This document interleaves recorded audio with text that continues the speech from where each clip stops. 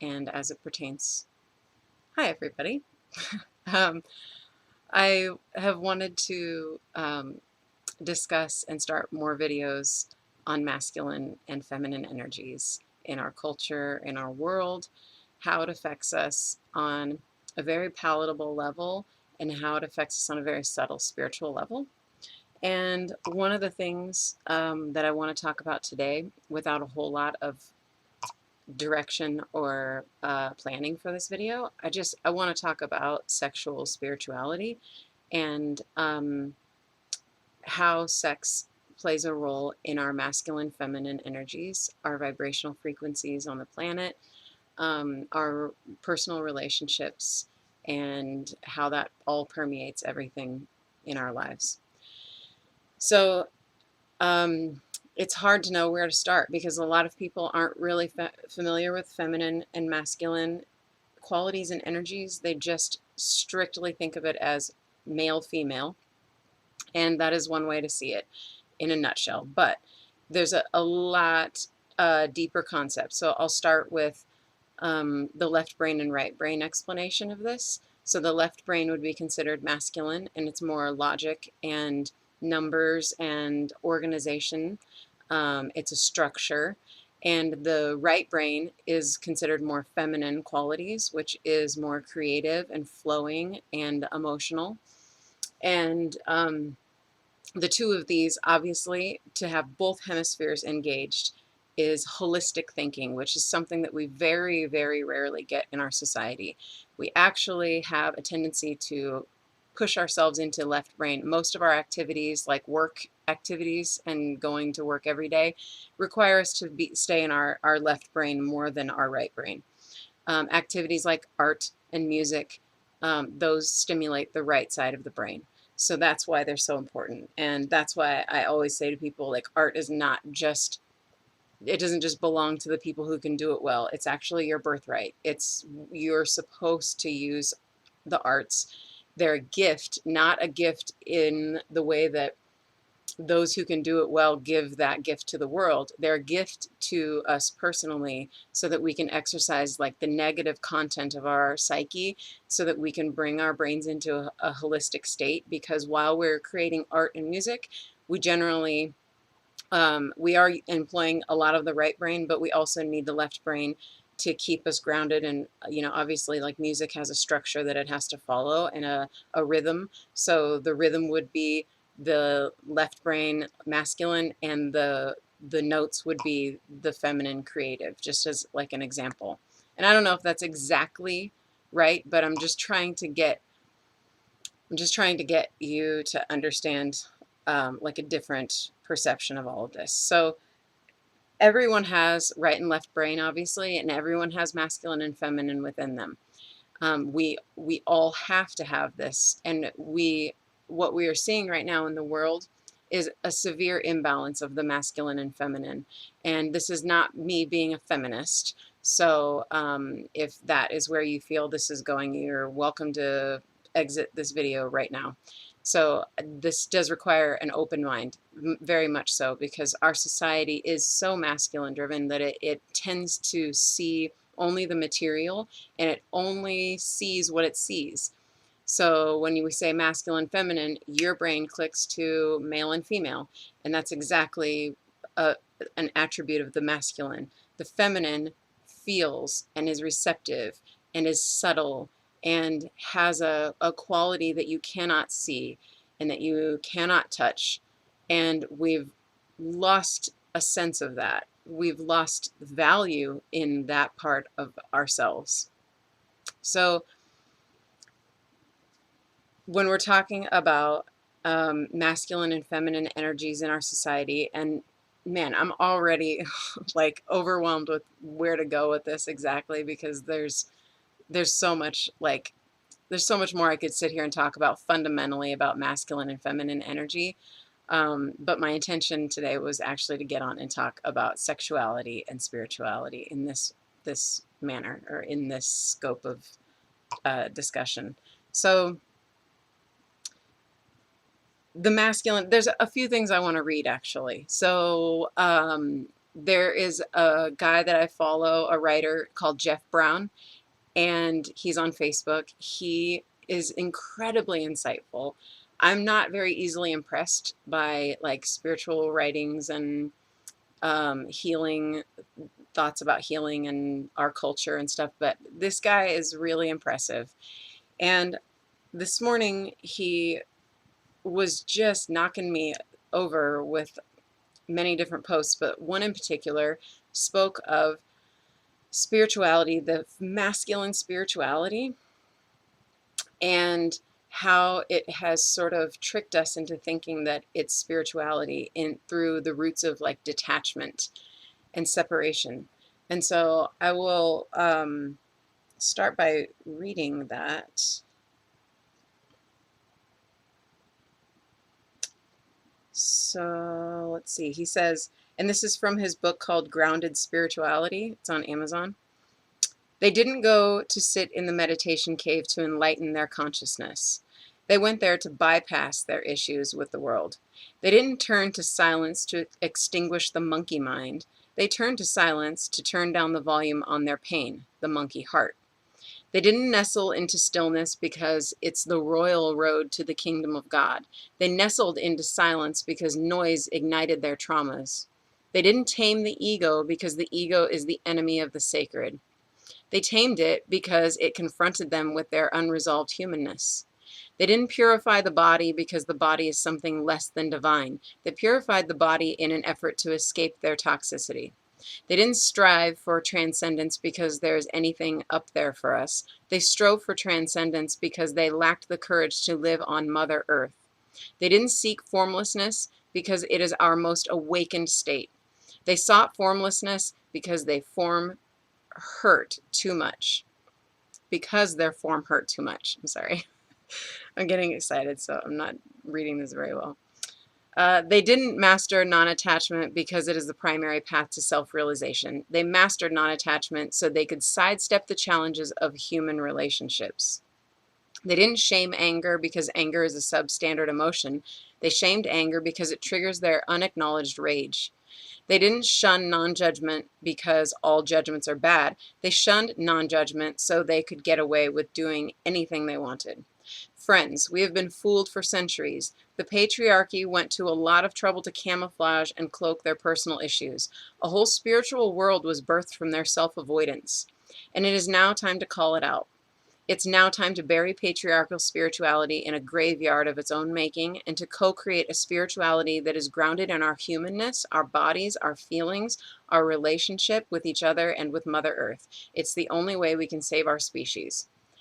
I am so impressed with that, and it's something that I've felt intuitively. So for years I've studied Buddhism and various other Eastern cultures and religions, and I've taken little parts of all of them and left the parts that didn't work for me. And the parts that usually didn't work for me were in the realm of detachment and no wants, no needs, no desires, right? There's a lot of conflict, though, in a lot of these spiritual teachings. Nowadays, you'll see that desire is life. Because if you have no desire, then there's no life. And that makes sense to us, right? I feel like, and I've felt this intuitively, that a lot of these teachings were fundamentally wrong because we are human and we do have needs. We have a fundamental need to be social creatures. We are social creatures. We have a fundamental need to be loved, to be seen, to be recognized by our fellow persons. We need a group, and so any teachings or religions that felt exclusive to me and not inclusive felt intuitively wrong and misguided. And I think I'm right, and I have been onto something. And this really helped me like have an aha moment this morning about this. So I have a friend who has been on a spiritual path for a while, very seriously, and it has led him to a path of celibacy although he wouldn't say it's celibacy, it's some kind of celibacy that still allows you to be in some kind of relationship or whatever. It's wishy-washy, but for the most part, it's holding your sexual energy so that it can be used towards a spiritual purpose instead. And his guru teaches that there's like a small few people in the world that will achieve this, or that will seek this sort of practice. And it's charya, let me just, brahmacharya, brahmacharya is what it's called in Hinduism. And it's, let's see, it's a concept within Indian religions that literally means conduct consistent with Brahman, or on the path of Brahma. And it refers to a lifestyle characterized by sexual continence or abstinence. There's not a whole lot of difference, but so I feel that our sexuality is important to embrace in a very positive way. I think that we should not be embracing the animalistic drives that we see out there. I mean, we really have a problem with our sexuality in this world. It's really frustrating as a female to see the perversion that we have. And I know that we have seen a lot of the like pedophilia.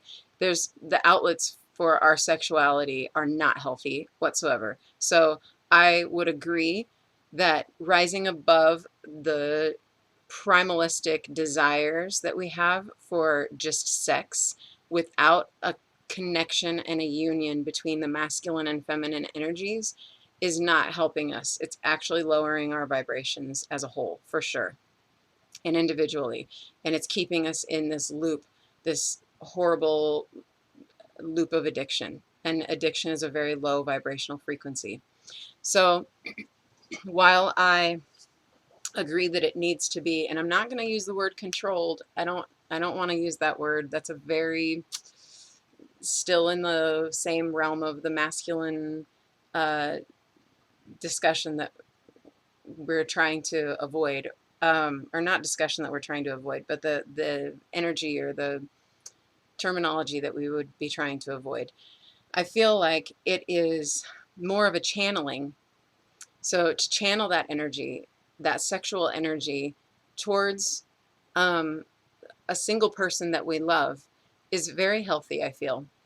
And we have lost this. We are a culture that is very promiscuous, and we spread our seed. And yes, a lot of this is masculine behavior. And even if it's expressing itself in the feminine, like if a female is out there being promiscuous, it's also still a masculine quality, because it's a spreading of the seed, so to speak, even though the women don't carry the seed necessarily. And it's a type of like conquering that we have to do. It's like a hunting that men do, or women. Um, and it's very difficult to put into words. And I don't want any man watching this to think that they are on trial as a bad thing. I want to make very clear that the masculine and feminine are both positive. I um, I do not wish to propose that we destroy the masculine and let the feminine rise. That right now the masculine is here and the feminine is here, and there needs to be a balance. I'm not proposing that as like a feminist, that the feminine rise above the masculine. There has to be equality. That's all I ever want. So, and in this equality of masculine and feminine, we will find equality throughout every aspect of our society. It will permeate everything in our world and in our community of humans across the world. And so that includes racism. The racism can't survive when there's equality in the masculine and feminine. it can absolutely survive when we have this masculine imperative to divide and conquer, and we have this conquistador sort of mentality where we're going to raid a country and propagate war and propagate violence and um, power and control. These are not flowing, receptive qualities. These are active, action, force type qualities, the masculine. Now, just because balance in our mind looks like this, balance can actually look like this. Sometimes the feminine can be above, and it calls for more femininity, more of the divine feminine than the masculine, and other times it calls more for the divine masculine than the feminine. A rough example that I'm not really prepared to give, and I'm just kind of formulating in my head right now, is a war, like a time where there does need to be some sort of protection mode, right? So if the feminine needs protected, the masculine is a stronger physically. We are different. The feminine is smaller framed, okay? We have different body styles. One is obviously more geared towards fighting and a warrior type position. I'm not saying this is like very tender issues. I realize that. And so if you're going to misconstrue what I'm saying and you can't like weed through, because my words are not going to be perfect, then you're free to log off. And I'm not, I don't want to hear arguments about that, the fact that I'm like feminist or sexist or whatever, and that I think men belong on the warfield and women belong in the household. Although I would say that we are obviously designed for two different roles. So if we just look at it practically speaking, sure, women can do whatever men can do, and men can do whatever women can do. But there's still a difference. It's just like saying, you know, a cat can pull a dog sled and a dog can pull a dog sled. Well, which one's going to do it better? The dog's obviously going to do it better. We are physically more capable in different realms, in different types of qualities than the other. We actually, even though we have differences, there still can be a level of equality, and we complement each other in these differences. This is this is a huge key. They're not at odds with each other. They need to come together like this. They will, that's what marriage is. That's the marriage of the masculine and feminine that equals equality. I'm sorry, I digress. So I want to explain the Fibonacci sequence. And I would encourage you all to look up the Fibonacci sequence. It's a beautiful sequence. It's a sacred geometric sequence that is mathematical, and it doesn't take a brainiac to figure it out, because I'm definitely not a brainiac when it comes to math. It's a sequence that adds itself to the previous number in order to create a sequence of one of two things: either squares that grow larger exponentially, or a spiral that grows exponentially. And in the so the squares would be the masculine version of it, where you add itself to the previous number, and then you get larger and larger squares. And that is like, the masculine would be like the scaffolding, the structure, the skeleton, if you will. The feminine would be considered as the spiral, what's called the Fibonacci spiral, which we see in the nautilus shell, and we see it throughout nature. We see this sequence throughout nature, but it's usually in the feminine form. We see it in the midsection of flowers and all kinds of things. You can look it up. And so that is the creative, flowing, curvy form. And I love this description because it shows inherently how the two can work together. The masculine is perfectly designed to be the scaffolding and structure and safety and protection for the feminine to flow and to create and to fill the space.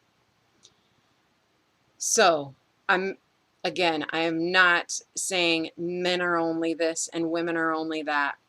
I am saying that we can complement each other if we can understand our roles and stop having such like role confusion and gender confusion in our society.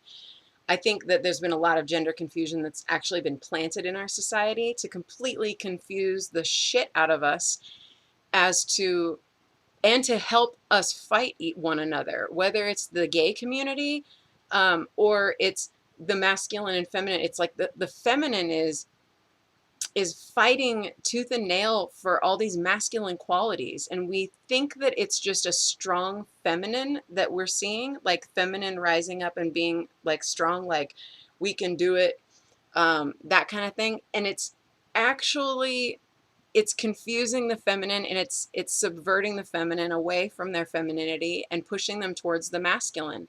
So we have been kind of cheated out of our femininity. Like after World War II, like when women went into the workforce because all the men were gone.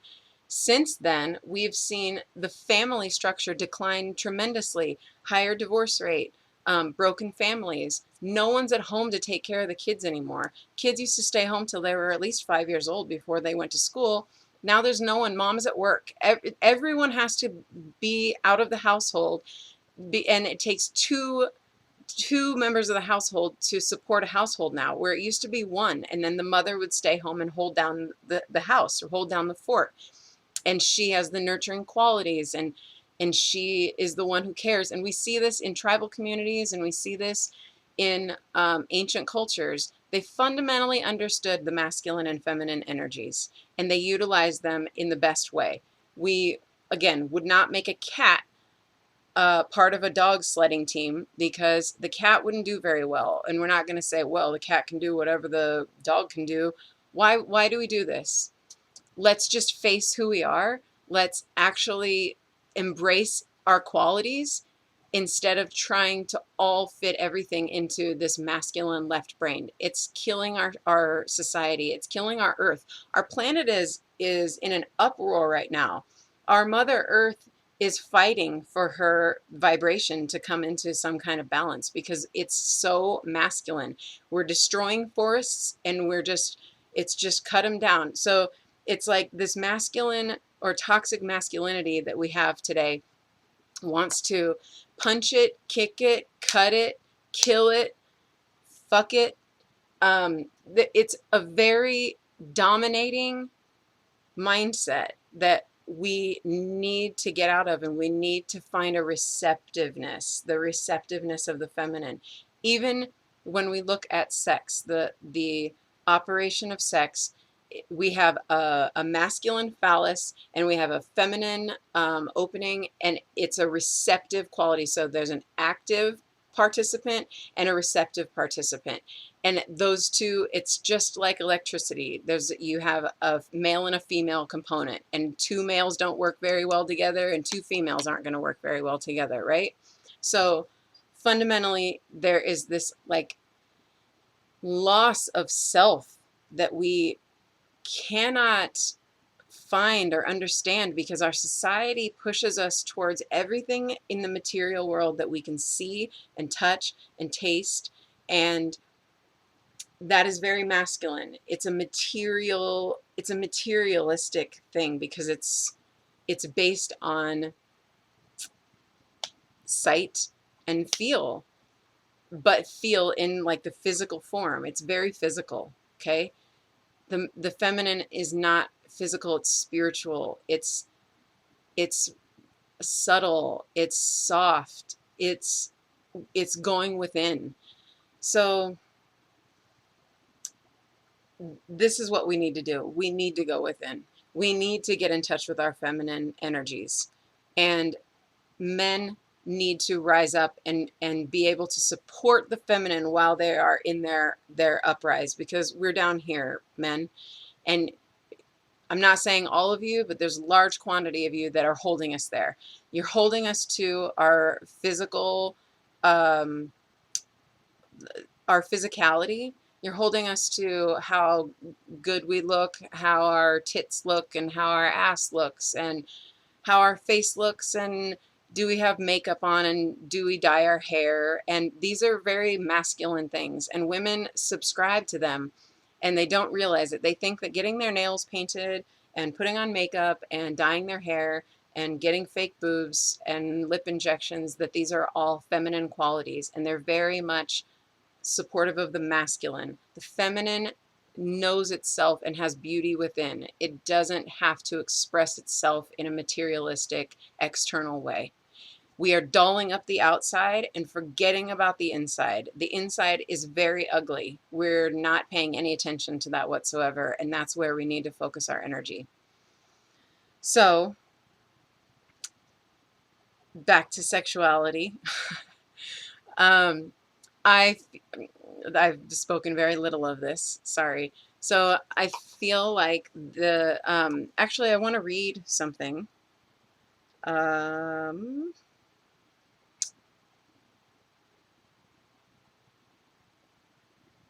let's see. We are in a time of rebalancing the energy of the masculine and feminine on this planet. The awareness of the divine feminine is returning to consciousness, and we need new narratives that allow women's self-perception to include a connection to the sacred feminine within.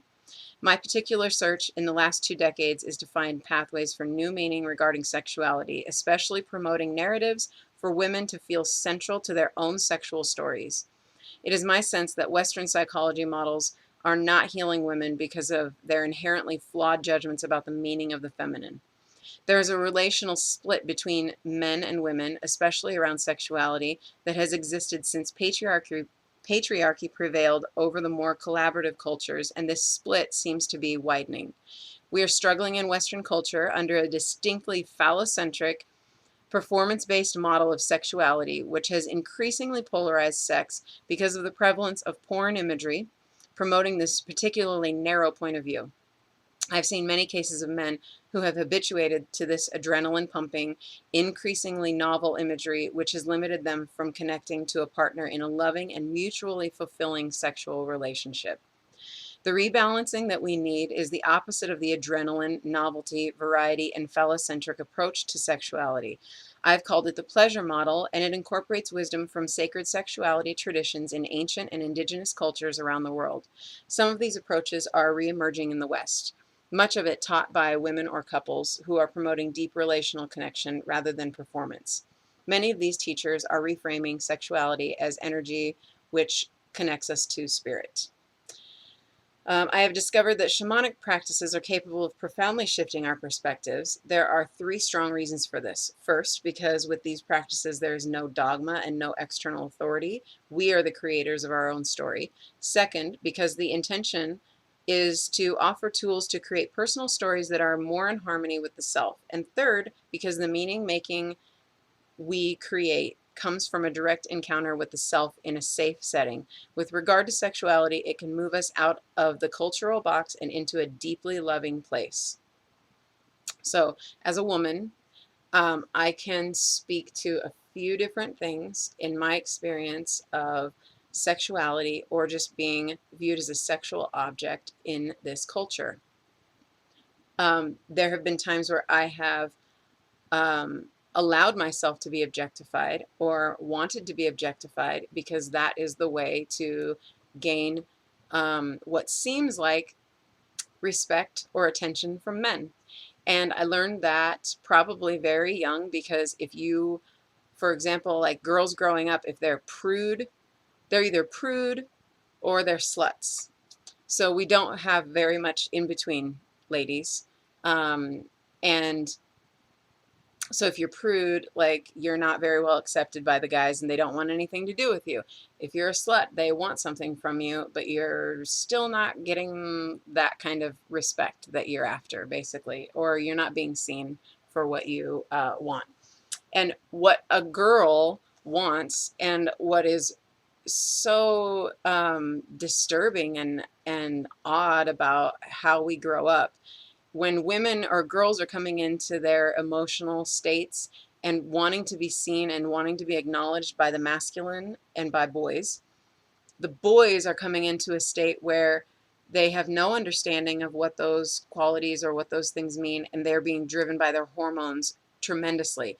We're both actually being driven by our hormones, and one set of hormones says seek love and acceptance and connection, and the other set of hormones says just get off and get what you need, and compete with the other boys who are doing the same thing and try to be above them. It's this weird competition, right?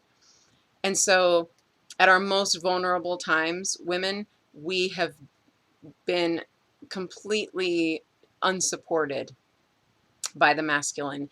And at those times is when we actually needed the masculine the most to help us understand that we're not freaks of nature. We're not weak because we have emotions, and we're not weak because we want a connection.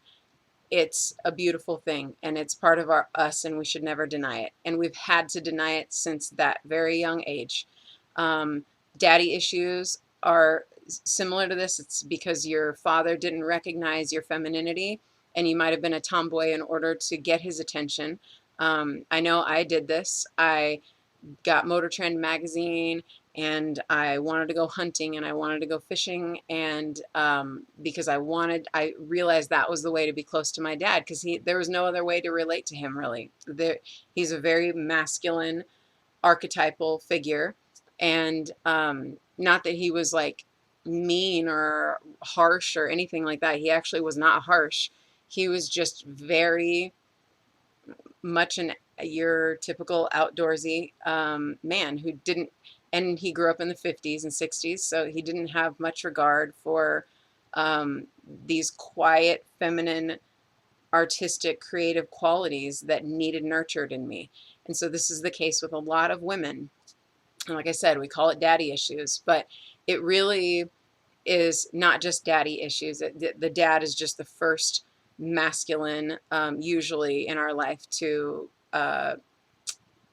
train us in this way. And then there's plenty of other masculine figures after that to come. So it's really not daddy issues. It's a patriarchy issue is what it is. It's a patriarchy not recognizing the feminine qualities that we need to nurture.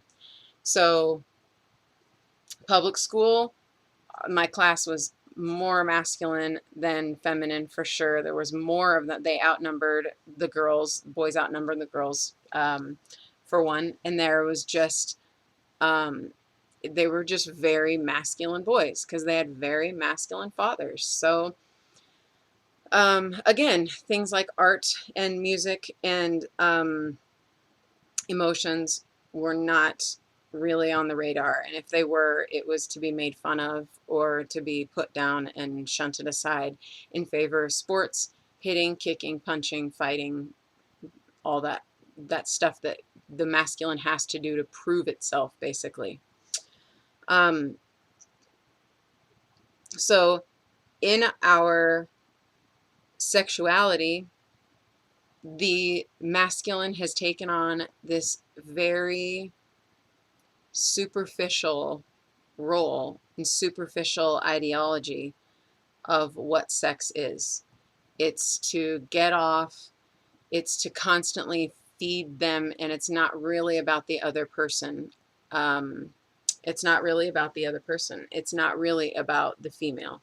It's, and they might say that it is, or they might think that they're like to please the woman, but it's still like a part of competition or proving to themselves that they can get a woman off then, right? And it's not, women really inherently know that they're not truly seen or respected or loved or appreciated for who they are. And it's quite obvious when the masculine goes astray and just goes to the next woman and to the next woman and to the next woman. And this is part of the masculine pain. And I feel for both the masculine and the feminine. The masculine in our society has been taught that they have to be this certain way that is really like a torture chamber for them. It's a prison. Louis C.K. has a bit on this. He says sexual perversion is, what does he say? Oh, that women are tourists in sexual perversions. Men are like prisoners there. So that sex is like on their mind all the time. They have to think of it. And as he's getting into his 40s, he jokes about how like he's really happy that certain desires are falling away because it's such a pain in the ass to have this stupid desire that he has to like masturbate to some idiot who's showing her tits on the screen, right? He needs that every day. And it's like any other addiction, like cigarettes. It's like it's not something that feels good actually. You think it feels good to fulfill the need, but it really ultimately runs your life. It steers your life completely. And I think men are looking for control, but they have been deluded to thinking that this is their control. And the true control is understanding their masculinity and their femininity and coming into balance and to terms with that they both exist for one. Um, and being able to harness that energy for something that's positive. And I know that there's a lot of men that feel like ashamed somehow when they masturbate, that masturbation is like a shameful thing. And I think where that comes from is that they know that they need it, they desire it, and then it pushes their brain into looking at things that they know aren't even really attainable in real life in most cases. Porn has gotten like just crazy. So a lot of what men look at for porn in order to get off is not even real life scenarios.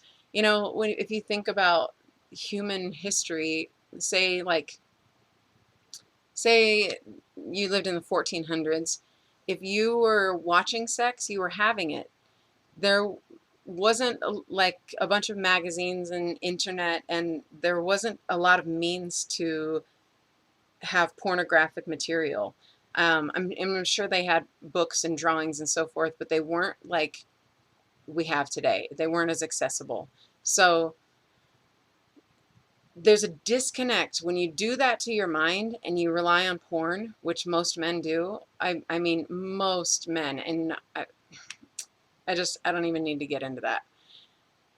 When you retrain your brain in that way, it's so damaging, and you can no longer connect with a real person during sex. So we need to get off of porn, and we need to get back to a spiritual and a sexual, a real connection with a partner.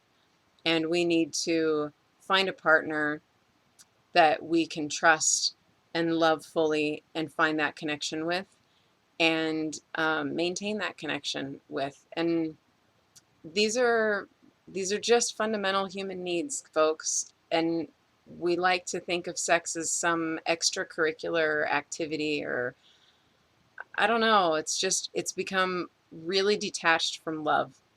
So I don't know, maybe that's all I have to say about it for now. I've been speaking for like almost 40 minutes. I hope this spoke to somebody. I hope it was helpful, and I want to do a lot of other videos on the masculine and feminine. There's just a million things to be said about it, and so many subtopics to this that I've hit on but didn't like fully even expand on.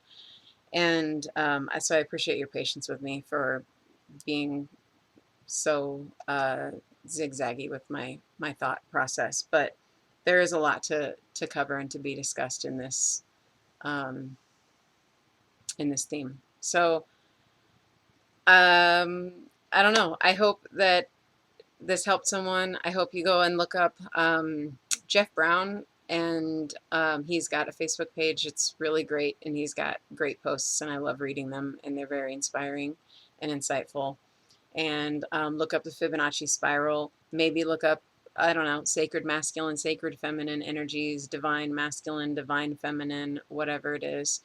And I would love to hear your comments. These are this is a core topic. This is the if we want to get to the root of our issues in the Western culture, in the United States, and in the world, this is the most important topic to be discussed, period.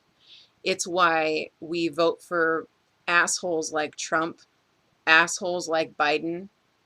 I do not subscribe to any of these politicians because they all represent, again, this very masculine animus archetype that exploits sexuality, exploits women, exploits the environment. They're they're just fundamentally exploitative, and they aim to keep things the same, and they aim to stay in control. And this is what has to be dismantled. And so, it as feminist as it may sound to you, we have to dismantle this patriarchy. Things have to come into balance. I'm not saying matriarchy rise. I'm saying there needs to be a balance. And in order to do that, we have to know ourselves. We have to understand what the fuck is going on in our world. So I hope that this has inspired some of you to learn more about this. And I'll stop for now. Thank you for listening, guys. Have a great day.